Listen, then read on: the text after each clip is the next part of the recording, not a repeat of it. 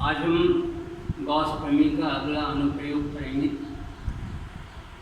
ये अनुप्रयोग है एक समान आवेशित अनंत समतल कुचालक चादर के कारण किसी बिंदु पर विद्युत क्षेत्र की तीव्रता ज्ञात करना।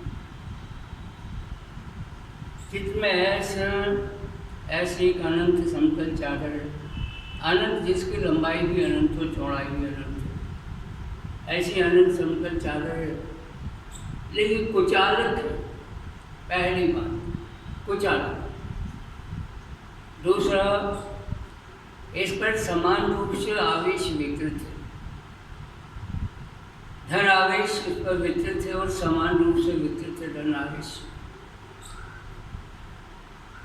समान रूप से वितरित है, इसलिए इसके आकृति की सममिति और एक समान आवेश वितरण के कारण चादर के पास प्रत्येक बिंदु पर विद्युत क्षेत्र की तीव्रता समान होगी, जिसे हमने ई से प्रदर्शित करा हुआ है। अब हम ये चादर पर एक बेलन की कल्पना कर ली हमने, बंद बेलन। इसके अनुप्रस्थ काट के क्षेत्रफल बी और सी है। ये दोनों चादर के तल के समांतर है। मतलब ये वर्ग, ये जो क्षेत्रफल है बी और सी अनुप्रस्थ काट के क्षेत्रफल, इनकी दिशा चादर के तल के लंबवत, क्योंकि क्षेत्रफल की दिशा सदैव पृष्ठ के तल के लंबवत होती है। तो क्षेत्रफल की दिशा इन अनुप्रस्थ काट के लंबवत है। ये जो बेलन की कल्पना करी हमने, बी सी बेलन, इसका जो बी अनुप्रस्थ काट का क्षेत्रफल है, ये चादर की एक साइड में, और जो दूसरा अनुप्रस्थ काट का क्षेत्रफल है इस चादर की दूसरी साइड, एक साइड में ये चादर के, दूसरी साइड में चादर की सी अनुप्रस्थ काट का क्षेत्रफल। अब मान लो हमें बी अनुप्रस्थ काट के क्षेत्रफल पर फ्लक्स की गणना करें, तो फ्लक्स बराबर तीव्रता डॉट क्षेत्रफल होता है। यहाँ देखें प्लीज, अगर हम लिखें इसमें φ1 फ्लक्स बराबर तीव्रता डॉट क्षेत्रफल, तीव्रता को सदिश ई से लिखा है, क्षेत्रफल को मैंने सदिश ए से व्यक्त करा है, डॉट का निशान भी लगा दो। ये क्षेत्रफल बेलन के अनुप्रस्थ काट का क्षेत्रफल, लेकिन डॉट गुणा है, डॉट गुणा अदिश गुणा होता है, इसलिए समीकरण लिख सकते हैं अपन ई ए कॉस 0 डिग्री। 0 डिग्री क्योंकि ई और ए दोनों एक ही दिशा में हैं, दोनों अनुप्रस्थ काट के लंबवत हैं, तो इनके बीच का कोण शून्य होगा, कॉस 0। लेकिन कॉस 0 का मान तो 1 होता है, इसलिए φ1 बराबर ई इंटू ए आ जाएगा।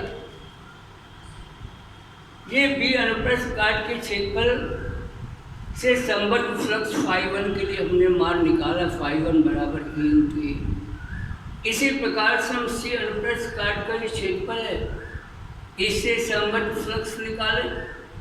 मान लीजिए फ्लक्स φ2 है, तो φ2 बराबर जैसे हमने पहले किया हम करेंगे, φ2 बराबर फ्लक्स बराबर तीव्रता डॉट क्षेत्रफल, तीव्रता ई है।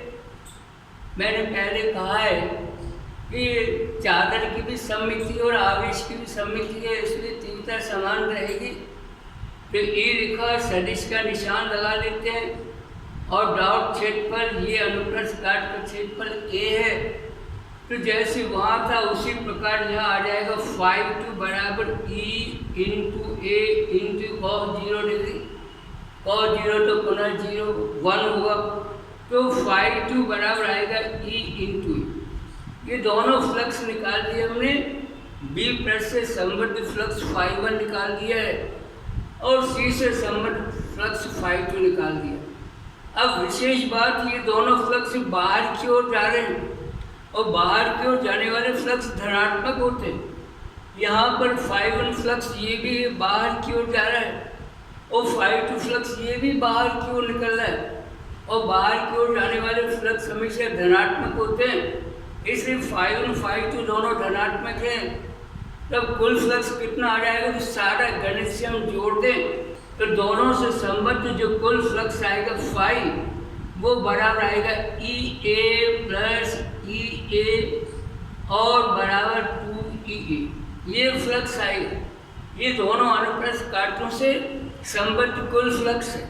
अब वक्र पृष्ठ की भी बात कर ले हम, ये रहा वक्र पृष्ठ। वक्र पृष्ठ से संबद्ध फ्लक्स 0 होगा, कारण कि तीव्रता की दिशा तो एस तल के लंबवत है, कुचालक के लंबवत, और वक्र पृष्ठ का क्षेत्रफल तल के लंबवत होता है, तो वो क्षेत्रफल बेलन के लंबवत ऊपर की ओर हो जाएगा या नीचे बेलन के लंबवत नीचे, लेकिन होगा लंबवत दोनों स्थितियों में। और लंबवत होगा तो इनसे संबद्ध फ्लक्स अगर हम लिखना चाहें, फ्लक्स φ3 बराबर आ जाएगा तीव्रता, तो तीव्रता को E लिख दिया। मान लो वक्र पृष्ठ के क्षेत्रफल को मैं ऐसे से प्रदर्शित करें तो सदिश डॉट सदिश एस लिखना पड़ेगा हमको, लेकिन इसको हल करेंगे तो इस पर से ES cos 90 डिग्री आएगा।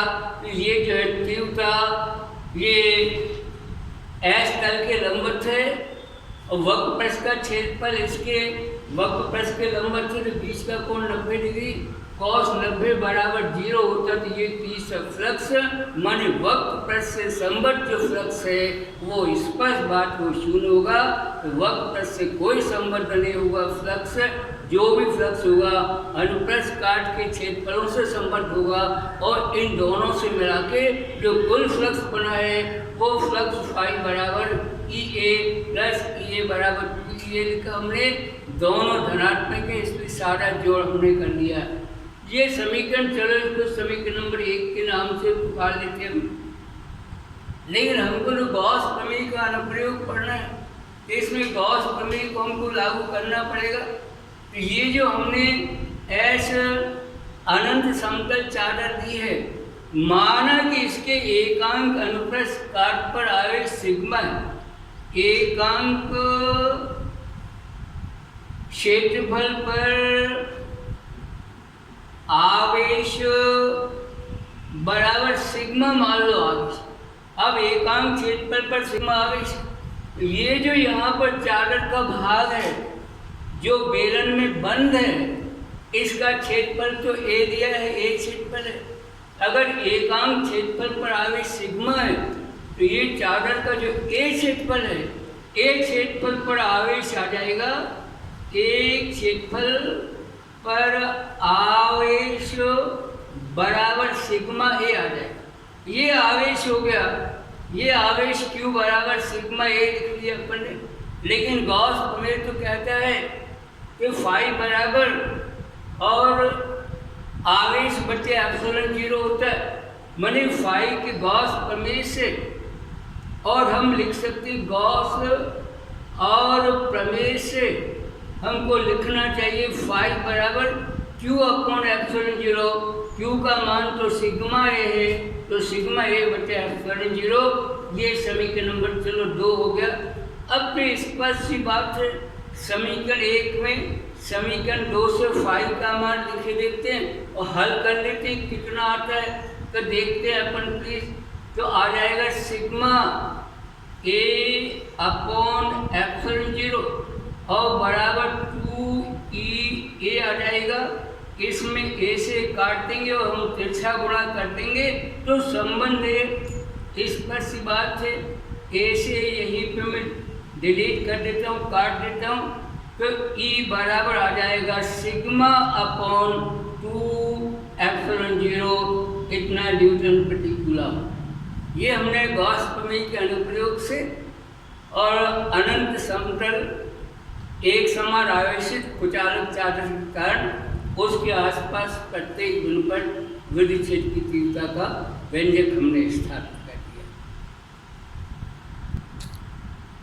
हमसे क्या फर्क पड़ेगा, पढ़ने जा रहे हैं। ये एक समान आवेशित अनंत समतल चादर के कारण विद्युत क्षेत्र की तीव्रता। यहाँ पर मान लो एक ही समतल चादर है C1 C2, ये चालक है धातु की बनी हुई, ये भी अनंत आकार की, लंबाई भी अनंत, चौड़ाई भी अनंत, इस पर भी समान रूप से कोई आवेश वितरित है। और ये जो चादर है समतल चादर, इसके प्रति एकांक क्षेत्रफल पर आवेश का जो मान है उसको हम पहले की भांति सिग्मा से प्रदर्शित कर रहे थे। एकांक क्षेत्रफल पर आवेश बराबर सिग्मा मान। अब ये समतल भी है लेकिन चालक है, और चालक की एक विशेष बात होती है कि चालक पर आवेश हमेशा केवल बाहरी पृष्ठ पर होता, अंदर कोई आवेश नहीं होता। कुचालक में तो समान रूप से विस्तृत रहता है, अंदर भी बाहर भी, लेकिन चालक में ऐसा संभव नहीं। चालक में धातु की बनी हुई चादर है, कोई भी आकृति हो, उसे अगर आवेश दिया जाता है तो आवेश सदैव उसकी बाहरी पृष्ठ पर होता है। यहाँ भी मैंने धन आवेश धन से चिन्हित किया है, ये बाहरी पृष्ठ जिस पर धन आवेश है। हमने एक बेलन की बंद बेलन की कल्पना कर ली है। बंद बेलन बी से प्रदर्शित करा है। ये बेलन का जो बी समतल पृष्ठ है, ये इसके अनुप्रस्थ काट का क्षेत्रफल है, और सी समतल पृष्ठ ये भी इसके अनुप्रस्थ काट का क्षेत्रफल है। और क्षेत्रफल की दिशा किधर होगी तो हम सदैव से जानते हैं, क्षेत्रफल की दिशा उस तल के लंबवत होती है। तो बी अनुप्रस्थ काट का क्षेत्रफल जिसे सदिश ए से प्रदर्शित करा है, इसकी दिशा बी अनुप्रस्थ काट के क्षेत्रफल के लंबवत होगी, कि पृष्ठ के लंबवत होगी। और तीव्रता की दिशा बल रेखा की दिशा ही तीव्रता की दिशा होती है, और बल रेखा सदैव पृष्ठ के लंबवत निकलती है। इसलिए जो बल रेखा है वही दिशा तीव्रता की दिशा ई से प्रदर्शित करिए, तो ई की दिशा भी बी अनुप्रस्थ काट के तल के लंबवत है, और इसका क्षेत्रफल ए जो बनाया है वो भी बी के समतल पृष्ठ के लंबवत है।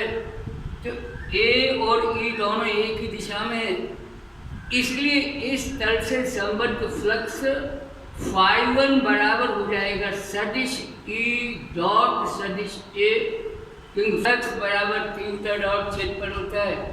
लेकिन यहाँ पर ई और ए दोनों एक ही दिशा में है, तो इनके बीच का कोण भी 0 हो जाएगा। तो φ1 बराबर ई ए cos 0 डिग्री, cos 0 का मान 1 होता है, तो φ1 बराबर ई ए। चलो इस समीकरण नंबर 1 हम लिख लें। अब जरा सी पर जो अनुप्रस्थ काट का क्षेत्रफल है इस पर विचार करें, तो इसके क्षेत्रफल की दिशा तो तल के लंबवत होगी, लेकिन अंदर कोई आवेश नहीं है। अंदर आवेश नहीं तो अंदर तीव्रता भी नहीं है, इसलिए सी पृष्ठ से संबद्ध जो तीव्रता होगी ये तीव्रता 0 हो जाएगी। इससे संबद्ध तीव्रता अगर 0 है तो φ2 बराबर इससे संबद्ध जो फ्लक्स φ2 वो बराबर 0 हो जाएगा। φ2 बराबर, बल्कि मैं इसके पास में ही लिख देता हूँ, ये φ2 और बराबर 0 हो जाएगा। इस बात को फिर से हम ध्यान से देख लें। इसका क्षेत्रफल तो इस प्रकार से होगा, ये बात सही। क्षेत्रफल की दिशा इस अनुप्रस्थ काट के समतल के लंबवत हो जाएगी बाहर की क्षेत्रफल की दिशा, लेकिन इससे संबद्ध तीव्रता 0 होगी। और तीव्रता 0 क्यों होगी? अंदर कोई आवेश नहीं है, जहाँ आवेश नहीं वहाँ विद्युत क्षेत्र की तीव्रता 0 होगी। और अगर तीव्रता 0 हो जाएगी तो फ्लक्स भी 0 हो जाएगा। फ्लक्स बराबर तीव्रता इंटू क्षेत्रफल होता है, तो तीव्रता 0 है, इसलिए फ्लक्स भी 0 हो जाएगा। ये दो पृष्ठों से संबद्ध हमने फ्लक्स देख लिए। अब ये वक्र पृष्ठ से संबद्ध फ्लक्स की बात करें। चलो इसको φ3 लिखे हम। इसमें देख लें प्लीज। इसमें ये जो वक्र पृष्ठ है इसका क्षेत्रफल देख रहे हैं अपन। इसका क्षेत्रफल वक्र पृष्ठ के लंबवत है, इसलिए अगर तीव्रता को ई से प्रदर्शित करते हैं हम, यहाँ पर तीव्रता को अगर हम ई से प्रदर्शित कर देते हैं तो ई बराबर आ जाएगा, क्या लिखे बेटा देख लो यहाँ पर, तीव्रता बराबर फ्लक्स बराबर तीव्रता इंटू क्षेत्रफल हमको करना है, तो फ्लक्स फाई बराबर तीव्रता और क्षेत्रफल, तीव्रता को ई लिख लेते हैं और क्षेत्रफल को हमने कुछ लिख लिया, मान लो वक्र पृष्ठ के क्षेत्रफल को एस से प्रदर्शित करें तो ये आ जाएगा फाई 3 बराबर ई एस कॉस 90 डिग्री, क्योंकि यहाँ पर 90 डिग्री का कोण बन जाएगा, कॉस 90 डिग्री, कॉस 90 बराबर 0 होता है, इसलिए फाई 3 बराबर 0 हो जाएगा। तो ये जो अपन ने बेलन लिया था, इस बेलन से संबद्ध कुल फ्लक्स हम लिखेंगे फाई बराबर phi 1 plus phi 2 plus phi 3, लेकिन इसमें फाई 2 का मान भी 0 है, फाई 3 का मान भी 0 है, तो आ जाएगा फाई बराबर फाई 1 का मान हम लिख देंगे ई इंटू ए। ये समीकरण आ गई, कुल फ्लक्स फाई बचा। इस पर फिर से विचार कर लें, सामान्य सादा सी बात है, ए पृष्ठ से संबद्ध फ्लक्स सदिश ई डॉट सदिश है, तो तीव्रता पृष्ठ के लंबवत हो गई और ये अनुप्रस्थ काट के क्षेत्रफल की दिशा भी समतल पृष्ठ के लंबवत होगी, दोनों समान दिशा में, बीच का कोण 0 होगा तो फ्लक्स ई ए आ जाएगा। नीचे वाला ये जो अनुप्रस्थ काट का क्षेत्रफल है जिसे सी से प्रदर्शित करा है, इसका इससे संबद्ध फ्लक्स 0 हो जाएगा।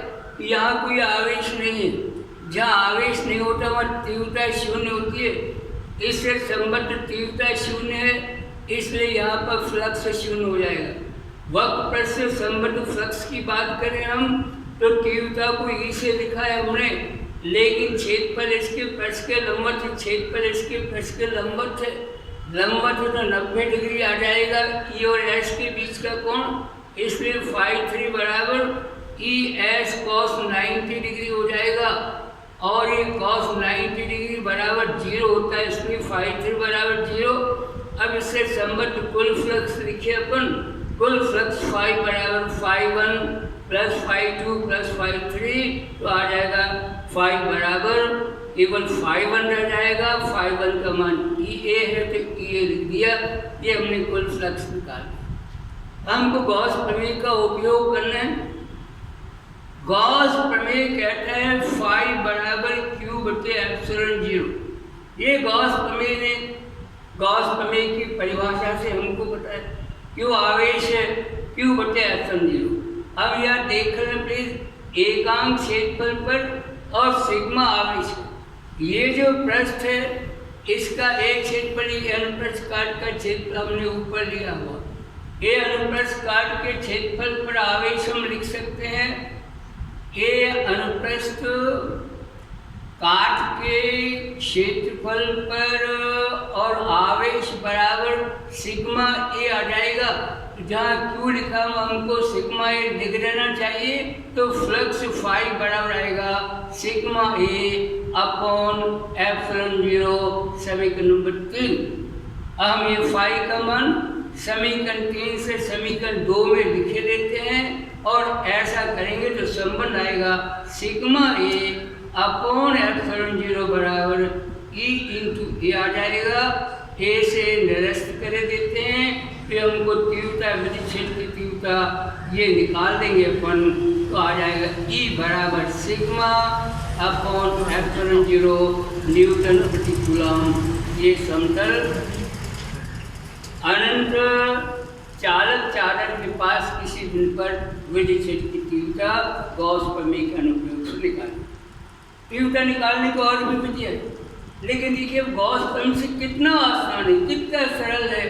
केवल फ्लक्स निकालने अपन सारे विधियों से, और फ्लक्स का मान अपन क्यू बटे एप्सिलॉन 0 के सूत्र से हम क्यू और एप्सिलॉन 0 का मान लिखते, फाई का मान लिखते, कोई भी तीव्रता निकाल सकते हैं। ये देख लीजिए समतल चालक के कारण उसके पास जो है किसी बिंदु पर विद्युत क्षेत्र की तीव्रता ई बराबर सिग्मा बटे एप्सिलॉन 0 न्यूटन प्रति कूलम। लेकिन ये चालक समतल भी है, सुचालक भी है और इसके ऊपर जो आवेश का वितरण वो भी एक समान आवेश का वितरण।